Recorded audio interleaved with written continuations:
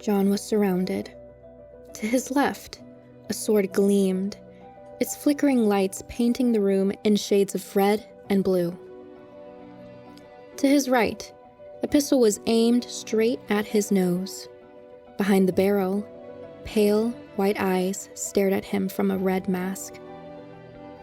He held out his lightsaber.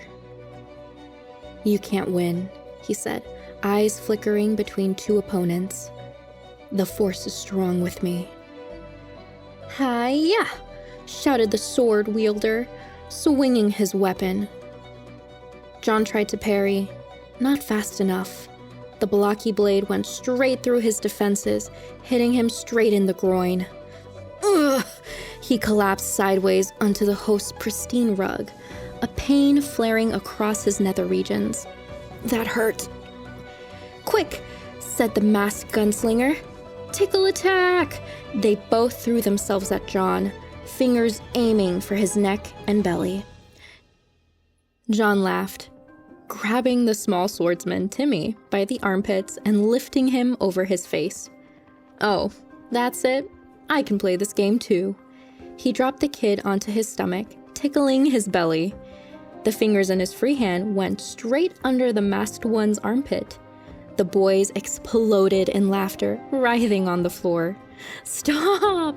gasped Ben, his laughter muffled under the Spider-Man mask.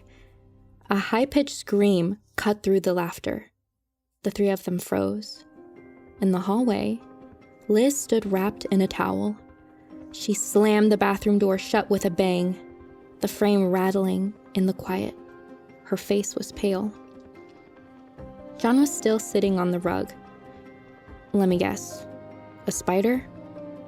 "Itsy bitsy Spidey," said little Timmy with a grin, pointing at Ben's mask. "I want to leave," Liz said, stepping into the living room, jaw clenched. "Now."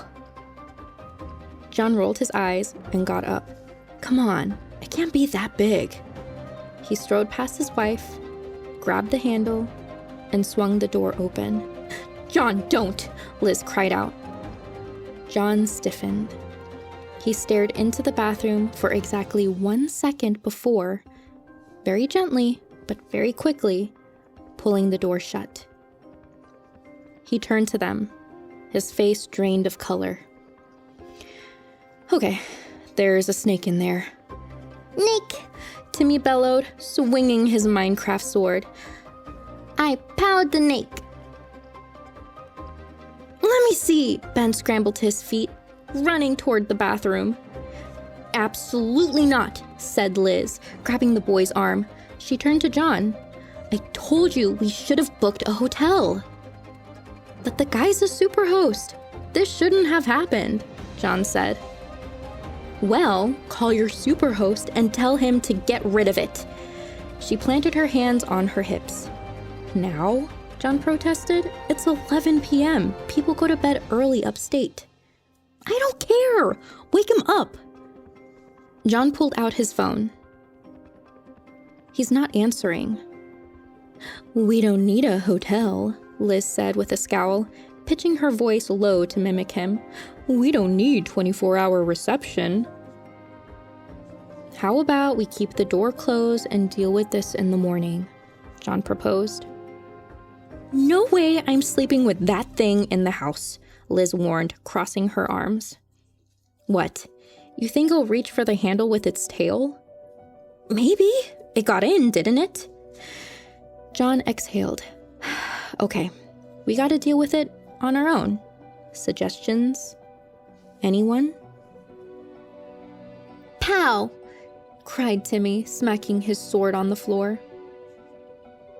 "I know," said Ben, raising his mask. "Remember that YouTube channel, Freaky Fauna? They used to stick with a wire to grab the snake by the neck."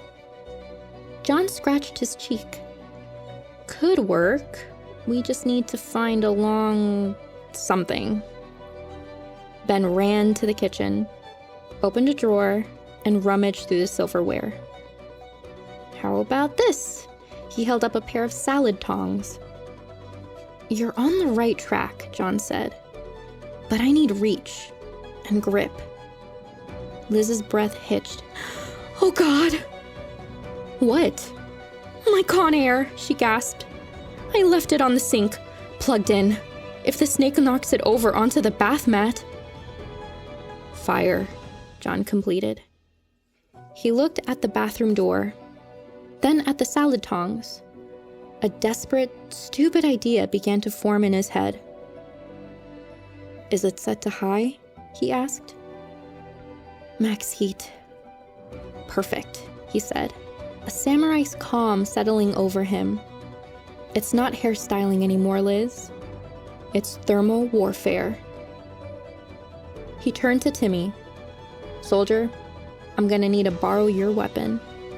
His son's eyes widened. "Evan!" he grinned, holding his plastic sword. John took it. "Stay behind me, guys. This might get messy." Slowly, he opened the door, pointing the pixelated blade forward. In a shadowy corner, behind the toilet, the snake lay coiled in unnerving stillness.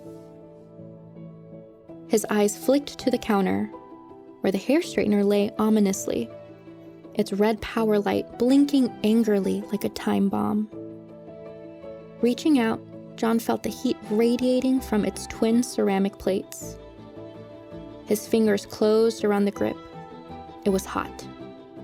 It was ready. "Time to squirm," he whispered. He lunged forward with the iron, snapping its mouth around the beast's midsection. He braced himself for a hiss, for a strike. Instead, kapow! Something wet and gelatinous blasted outward, coating John's glasses, filling his open mouth, and plastering his t-shirt to his chest. "I'm hit," he screamed, stumbling back against the towel rack. "It's a spitter. I'm blind."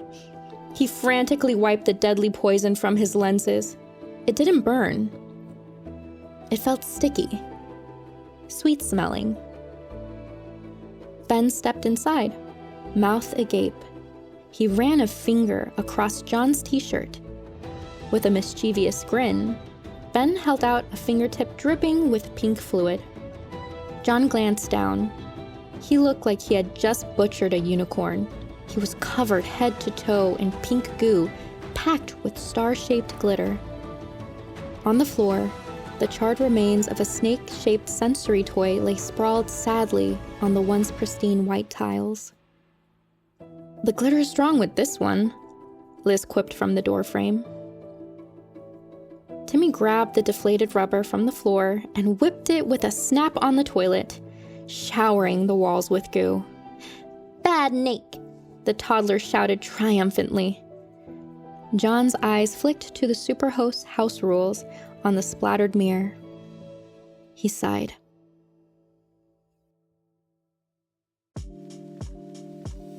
Hey, Struggle here. This was Nake by FH Levin. Thank you so much for listening, and if you want to check out more work by the author, go to their Wattpad in the description. Another thank you to the Anastasia Ellis. She does some artwork for the channel, including for this video. This and all other stories on this channel were written by authors like you and voted on weekly. Join us live on Twitch in the description below.